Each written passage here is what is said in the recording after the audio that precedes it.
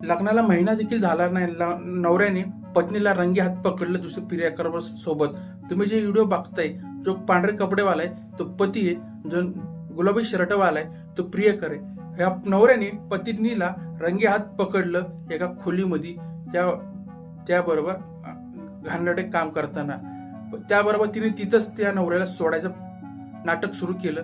तिने हातातले बांगड्या बिंगड्या काढायला सुरू केले की ह्याने म्हणले की माझा नवरा मला चांगला वाटत नाही, माझ्या आई वडिलांनी माझ्यावर जबरदस्ती लग्न लावलेले. ही सगळी घटना बिहार पत्रा इथं घडलेली आहे 5 एप्रिल रोजी. आणि या सगळ्या प्रकारात ती बाई म्हणते की माझ्या आई वडिलांनी माझ्या जबरदस्ती लग्न लावून दिलं, मी ह्याच्याबरोबर राहत होते, तर मी माझ्या प्रियकर बरोबर राहणार आहे.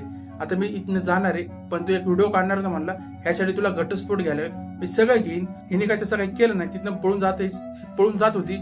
त्या नवऱ्याने पोलीस स्टेशन कंप्लेंट दाखल केलेली. ह्याच्यावर काय कारवाई येईल आणि काय नाही हे पुढे नाही आलेलं. तुम्हाला काय वाटतं हे कमेंट करा आणि चॅनलला सबस्क्राईब करा.